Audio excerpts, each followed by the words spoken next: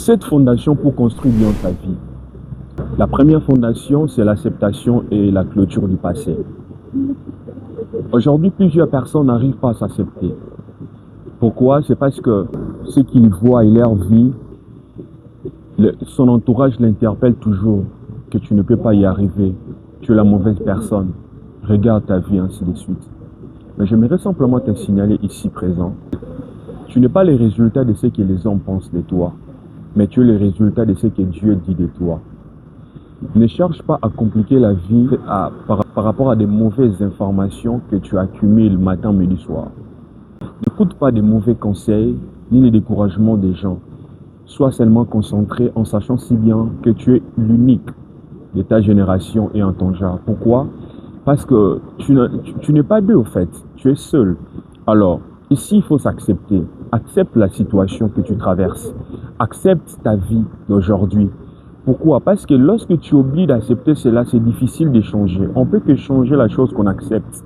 C'est comme un enfant qui part à l'école. S'il sait qu'il est intelligent, il n'aura pas l'envie d'aller à l'école. Parce que lui-même, il s'est dit, je suis déjà intelligent.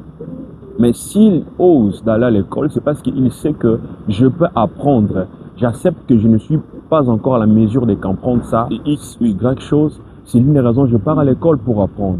C'est ça ce que je veux que tu puisses savoir.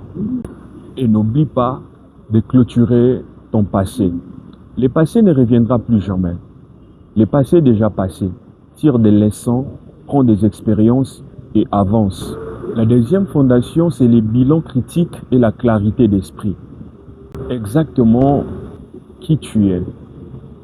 Quelles sont les choses qui te ramènent en arrière? Qu'est-ce que tu fais pour devenir la meilleure version de toi-même? Écoute, dès lors que tu n'as pas la vérité en soi, dès lors que tu ignores le vrai problème, tu ne peux pas faire un bon bilan. Tu dois réfléchir à ce qu'il ne va pas. C'est que toi-même tu es conscient, pas ce que les gens disent de toi. C'est vrai, phase B, tu peux consulter d'autres personnes, mais premièrement, je veux à ce que toi-même d'abord, tu puisses faire l'auto-évaluation, l'introspection. Tu entres en soi, tu te dis, qu'est-ce qui ne va pas en moi? Pourquoi suis-je ici? Qu'est-ce que je fais ici? Et ensuite, tu te poses la question de savoir où est-ce que je vais y aller. Tu veux y aller où? Tu veux réaliser quoi, concrétiser quoi? Parce que tu n'es pas un produit du hasard. Tu es appelé à triompher, à faire des exploits. Mais tu ne peux pas aller de l'avant si toi, tu es ignorant de ta situation, si toi, exactement, tu n'arrives pas à faire un bilan. Alors, je veux à ce que tu sois mature pour faire un bilan concernant ta vie. La troisième fondation, c'est la redéfinition de l'identité et la valeur que tu as. Écoute, plusieurs personnes aujourd'hui, ils voient la vie difficile, c'est parce qu'ils n'ont pas la bonne définition de leur vie. Tu as des talents en toi, tu as beaucoup de capacités, de potentialités, mais tu n'arrives pas à percer. C'est parce que tu n'as pas la vraie définition de ta vie. Pourquoi? Parce qu'aujourd'hui, tu laisses tout le monde parler de toi comme il veut. Toi-même, tu es convaincu des mauvais témoignages. Toi-même, tu es convaincu des choses qui se passent dans ta vie. Et du coup, tu n'as pas une bonne définition de toi. Ici, j'aimerais simplement te dire une vérité. Tu n'es pas défini selon ce que les gens disent de toi. Tu n'es pas ce que les hommes disent de toi exactement, mais tu es ce que Dieu dit de toi. Alors ici, il faut avoir simplement la redéfinition de ta vie pour pouvoir aller de l'avant. Lorsque tu as la définition de ta vie, tu sais exactement qui tu es. Tu vas percer dans tous les domaines si possible. Exemple, tu chantes, mais tu ne sais pas exactement que tu chantes.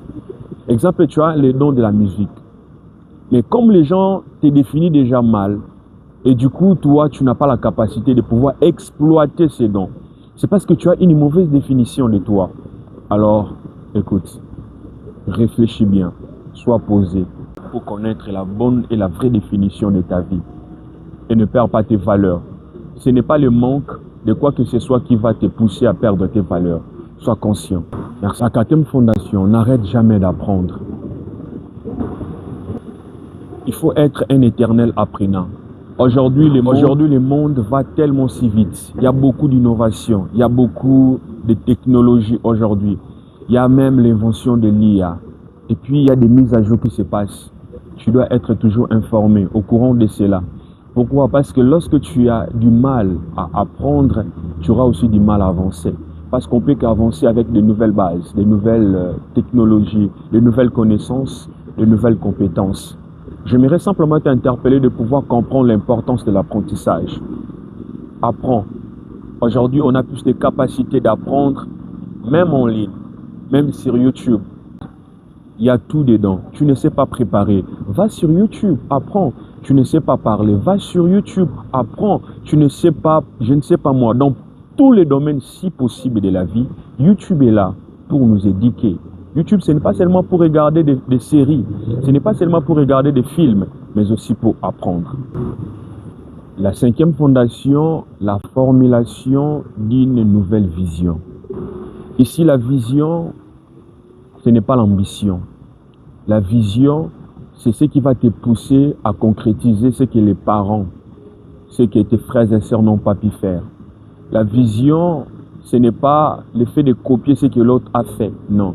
La vision, c'est une pensée qui vient du ciel, qui t'inspire à devenir, à réaliser, à concrétiser ce à quoi tu es censé de faire sur la terre. Tu ne peux pas passer inaperçu. Tu ne peux pas passer dans ce monde comme les vents parce que tu as quelque chose à faire. Tu as une empreinte à laisser. Tu as un mot à dire. Alors réfléchis. Réfléchis concernant ta vision. Réalise ce que Dieu t'a dit exactement de réaliser. La vision, ce n'est pas une ambition. Parce que l'ambition, c'est ce que tu veux réaliser. Mais tandis que la vision, c'est ce que tu as reçu de la part de Dieu. En fait, c'est le dépôt que Dieu t'a donné pour pouvoir exploiter, concrétiser cela, matérialiser cela sur la terre des hommes. Quelle est ta vision? Tu manges, tu t'habilles, tu pars par-ci, par-là. Mais quelle est ta vision? Tu dois avoir les éclaircissements en mots concernant ta vision. Le monde d'aujourd'hui, pour triompher, le monde d'aujourd'hui, pour démarquer, il te faut la vision. Si tu n'as pas la vision, ça sera très compliqué. Preuve en eux-mêmes, la nature nous enseigne. Aujourd'hui, on parle de Elon Musk. Aujourd'hui, on parle de plusieurs leaders, de Mark Zuckerberg. On parle de beaucoup de grandes personnes qui ont réalisé des grandes choses. C'est parce qu'ils avaient la vision. Alors toi, quelle est ta vision? Réfléchis sur ce que tu es capable de faire. Ce qui va t'aider à être un visionnaire. Parce que lorsqu'on trouve la vision, on devient leader. Celui qui n'a pas la vision, il ne peut pas être un leader. Parce que les suiveurs suivent toujours un leader.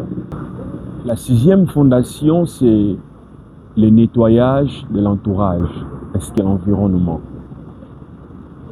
Tout ce que je viens de partager avec toi, si tu as un mauvais entourage, rassure-toi, rien de bon se fera.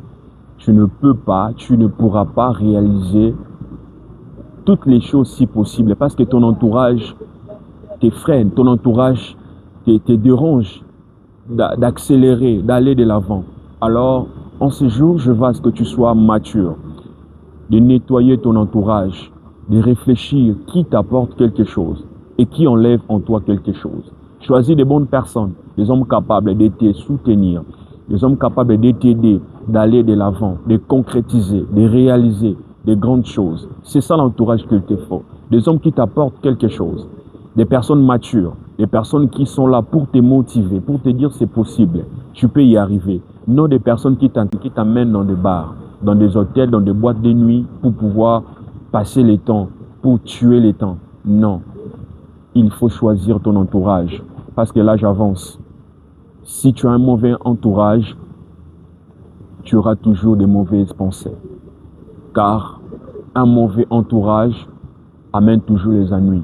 Mais un bon entourage amène toujours la joie et le bonheur. Enfin, septième fondation, il s'agit de ta famille, de prendre soin de ta famille. Vous savez, aujourd'hui, c'est difficile chez plusieurs personnes de prendre soin de leur famille. Tu vas toujours écouter les mots tels que « moi, je n'ai pas encore d'argent et moi-même, je me cherche, moi-même, je suis à la recherche de la vie, moi-même, je me bats et tout et tout. » Non. Prendre soin de ta famille ici, c'est d'avoir d'abord un cœur aimant, d'aimer tes parents, d'aimer papa, d'aimer maman, d'aimer tes frères et sœurs. De prendre soin d'eux, c'est de pouvoir à leurs besoins. Pas nécessairement de grandes choses, mais avec ta présence, avec tes conseils, avec de petites choses. Tu vois qu'à la maison, il n'y a pas peut-être à manger, il n'y a pas peut-être à boire. Va, achète avec le peu que tu as. Parce qu'on ne peut pas donner des grandes choses. On commence toujours à donner par le peu qu'on a. Prendre soin de ta famille, cela veut dire aimer ta femme, aimer ton mari. Prendre soin de ta famille, c'est d'aimer tes enfants. Créer les temps de balade, créer les temps d'échange avec eux. Aller manger dans des restaurants. C'est vrai, tu vas dire que bon, je n'ai pas l'argent avec moi. Non. Avec le peu que tu as, sors avec ta femme, sors avec tes enfants. Essaie un peu de faire des balades. Balader là, échanger, écouter, poser à tes enfants des questions. Manger avec tes enfants. Prends soin d'eux. Aime ta femme.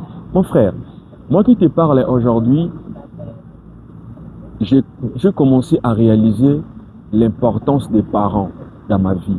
Parce que je n'ai pas de parents biologiques. Je me demande toujours, si mon papa il était là, vraiment si ma maman elle était là. Toi tu as les parents qui sont là.